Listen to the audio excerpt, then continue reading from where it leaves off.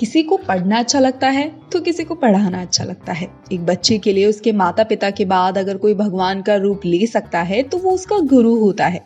एक टीचर ही एक बच्चे को सब कुछ सिखाता है, वही उसका सही मार्गदर्शक होता है। एक टीचर होना किसी के लिए बहुत गर्व की बात होती है।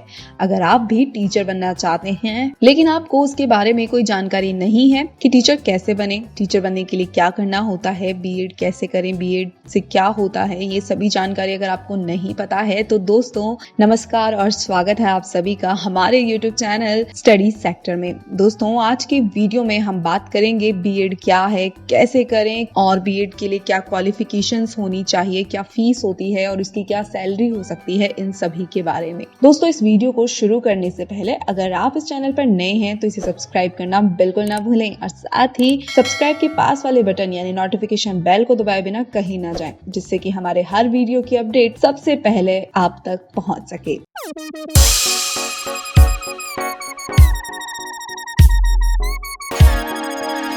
दोस्तों सबसे पहले बात करते हैं कि बीएड क्या होता है। शिक्षा के महत्व को समझते हुए शिक्षण कार्य करने के लिए भारत में एक विशेष डिग्री हासिल करनी होती है जिसे कि बीएड कहा जाता है। मेरे कहने का मतलब ये है कि किसी भी तरीके का अगर आप किसी को पढ़ाने की इच्छा रखते हैं या किसी कॉलेज में या किसी भी स्कूल में अगर आप पढ़ाना चाहते हैं तो उसके लिए एक अनिवार्य डिग्री बनाई गई है जो है बीएड। आप सरकारी स्कूल में टीचर बनना चाहते हो तो आपके पास बीएड की डिग्री होना बहुत जरूरी है। और अब सरकार ने घोषणा कर दी है कि साल 2019 तक चाहे सरकारी टीचर हो या निजी, सबके पास बीएड डिग्री होना जरूरी है। बीएड 2 वर्ष की ग्रेजुएशन डिग्री होती है। बीएड करने के लिए आपको शिक्षा, संस्कृत और मानव मूल्य, शैक्षणिक मनोवैज्ञानिक, शैक्षणिक मूल्यांकन, शिक्षा दर्शन आदि विषय पर ध्यान देना होगा। अगर आप बीएड कर लेते हैं तो आप शिक्षण कार्य करने के लिए तैयार हो जाते हैं। अगर आपने बीएड नहीं किया है तो आप एक शिक्षक के रूप में काम नहीं कर सकते हैं। तो मेरी इस बात से आप ये समझ ही गए होंगे कि आखिर में आपके लिए बीएड करना कितना ज्यादा जरूरी है। बीएड करना एक टीचर बनने का सबसे पहला कदम होता है जो कि सरकार के द्वारा 2019 के बाद लागू कर दिया गया है। दोस्तों अब मेन इंपॉर्टेंट बात आती है कि आखिर में बीएड के लिए क्या योग्यताएं होनी चाहिए। दरअसल दोस्तों बीएड में प्रवेश के लिए आवश्यक न्यूनतम योग्यता कोर्स में आता है सबसे पहले बैचलर ऑफ आर्ट्स यानी कि BA, bachelor of science BSc, bachelor of commerce यानी कि बीकॉम व कोई भी ग्रेजुएशन डिग्री जो कम से कम 50% अंकों के साथ मान्यता प्राप्त यूनिवर्सिटी से आपने की हो। जी हाँ, आपके पास ग्रेजुएशन की डिग्री होना जरूरी है अगर आप बीएड करना चाहते हैं। अब बात करते हैं कि बीएड कैसे करें। दोस्तों किसी भी स्टूडेंट के मन में सबसे पहले बात ये आती है कि आखिर में बीएड कैसे कर सकते हैं। तो हम आपको बता दें कि बीएड करने के लिए आपको सबसे पहले एक एंट्रेंस एग्जाम देना होता है। उसके बाद आप काउंसलिंग में उम्मीदवार को उसके रैंक के अनुसार कॉलेज मिलते हैं। बीएड करने के लिए बहुत सारे प्राइवेट और गवर्नमेंट यूनिवर्सिटीज होती है। बीएड आप किसी भी मान्यता प्राप्त यूनिवर्सिटी से कर सकते हैं। जरूरी नहीं कि आप गवर्नमेंट या फिर आप ओनली प्राइवेट से ही करें। आप किसी से भी जो कि मान्यता प्राप्त यूनिवर्सिटी हो वहां से कर सकते हैं। अगर आप बीएड करना चाहते हो तो आप किसी गवर्नमेंट महाविद्यालय यानी गवर्नमेंट यूनिवर्सिटी से ही करें मेरे ओपिनियन में, क्योंकि इससे आपका पैसा भी बचेगा और साथ ही आपकी डिग्री की कुछ अच्छी वैल्यू भी होगी। ये परीक्षा आमतौर पर जून से जुलाई महीने में आयोजित की जाती है जिसके बारे में आपको हमेशा अवेयर रहना होगा। अगर आप इसके बारे में हमेशा अवेयर रहना चाहते हैं कि कब इसके एग्जाम्स हैं, कब होंगे, तो आप हमारे चैनल को सब्सक्राइब कर लीजिए। साथ ही हमारी ऑफिशियल वेबसाइट स्टडी सेक्टर पर जाकर विजिट करिए। हम वहां पर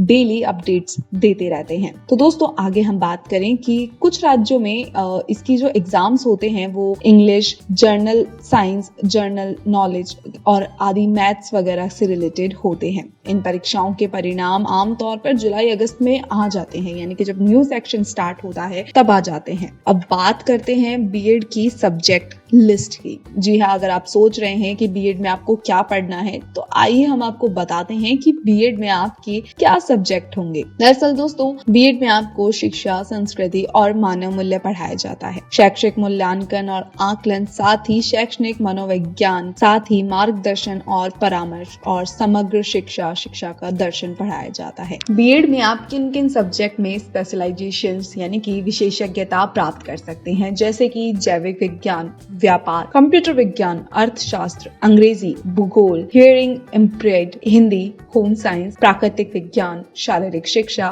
मनोविज्ञान, विशेष शिक्षा, तमिल, गणित, राजनीतिक विज्ञान, भौतिक विज्ञान और रसायन विज्ञान। ये होती है कुछ ऐसी सब्जेक्ट जिसमें आप विशेषज्ञता प्राप्त कर एक टीचर यानी कि एक अध्यापक बन सकते हैं। अब आती है सवाल कि आखिर में इसकी फीस कितनी होगी। दरअसल दोस्तों, अगर आप बीएड करना चाहते हैं तो मैं आपको बता दूं कि इस कोर्स की अवधि 2 साल की होती है। अगर आप बीएड डिस्टेंस से करना चाहते हैं तो उसकी फीस अलग होती है और रेगुलर की अलग होती है। इसे 2 पार्ट्स में डिवाइड किया गया है, तो उसके लिए अलग है। तो नियमित कक्षाओं के लिए पाठ्यक्रम शुल्क यानी कि जो रेगुलर स्टूडेंट्स है उनके लिए 50 से 70 हजार रुपए इसकी फीस होती है अप्रोक्स, और साथ ही डिस्टेंस में करने वालों की फीस इससे थोड़ी कम होती है। अगर आप बीएड सरकारी संस्थाओं द्वारा करते हैं तो आपको कम फीस देनी होगी। हिमाचल प्रदेश विश्वविद्यालय बीएड के लिए लगभग 32,000 रुपए शुल्क लेते हैं। अब बात करें कि अदर जो यूनिवर्सिटीज होती है उनमें कितनी फीस लगती है, तो दरअसल दोस्तों लगभग मैं आपको 1-2 यूनिवर्सिटीज के बारे में इस वीडियो में बताऊंगी। अगर आप सभी के बारे में जानना चाहते हैं तो प्लीज हमारे चैनल को सब्सक्राइब कीजिए और मुझे कमेंट बॉक्स में जरूर बताइएगा कि आप इसके बारे में और क्या क्या जानना चाहते हैं। दोस्तों, जैसे कि हम बात करें वीर कुंवर सिंह यूनिवर्सिटी की बीएड की जो लगभग फीस है वो है 16,500 रुपए, और साथ ही कुछ निजी कॉलेजेस जो होती है हमारे यहीं पे इंडिया में, तो उनकी फीस होती है 29,000 रुपए। औसत सैलरी कितनी हो जाती है, सवाल तो दिमाग में आता है कि एवरेज सैलरी मुझे कितनी मिलेगी। तो दोस्तों, अगर आप बीएड करते हैं तो आपको बता दें कि आपका प्रारंभिक वेतन यानी टीजीटी अध्यापकों के तौर पर 2.5 लाख से 3.5 लाख रुपीस तथा पीजीटी अध्यापकों के तौर पर आपको 4 लाख से 5 लाख रुपए वेतनमान मिल सकता है। अब आपके दिमाग में ये सवाल होगा ये पीजीटी और टीजीटी होता क्या है। ये अगर आप जानना चाहते हैं तो मुझे कमेंट कीजिए, मैं नेक्स्ट वीडियो इन्हीं के ऊपर सेपरेटली आपके लिए जरूर लेकर आऊंगी। तो जितना ज्यादा आप कमेंट करेंगे आपको आपके सवालों के जवाब मिलते जाएंगे। बात आती है कि आखिर में आप कहां पर नौकरी कर सकते हैं, आप क्या कर सकते हैं बीएड करने के बाद में, करियर ऑप्शन आपके पास क्या क्या रहेंगे। दरअसल दोस्तों, बीएड करने के बाद आपके पास आप किसी भी कोचिंग सेंटर्स में जाके पढ़ा सकते हैं, या फिर आप एजुकेशनल कंसल्टेंट बन सकते हैं, आप गृह अध्यापन यानी होम ट्यूशन दे सकते हैं, निजी प्राइमरी स्कूल्स में आप जा सकते हैं, साथ ही पब्लिकेशन हाउसेज में आप वर्क कर सकते हैं, रिसर्च एंड डेवलपमेंट एजेंसियों के साथ आप वर्क कर सकते हैं, स्कूल कॉलेजेस में भी आप पढ़ा सकते हैं। इसकी जॉब प्रोफाइल की हम बात करें तो आप बीएड करने के बाद में शिक्षक, प्रशासक, सहायक डीन और सामग्री लेखक, सलाहकार, शिक्षा शोधक आदि तक बन सकते हैं। बीएड करने के बाद में नौकरी कैसे पा सकते हैं, ये सवाल हर किसी के जहन में जरूर आता है। दरअसल दोस्तों, अगर आपने बीएड कर लिया है और आप सोच रहे हैं कि अब आपको कैसे नौकरी मिलेगी, तो हम आपको बता दें, आप बीएड करने के बाद में टीजीटी या पीजीटी के जरिए नौकरी पा सकते हैं।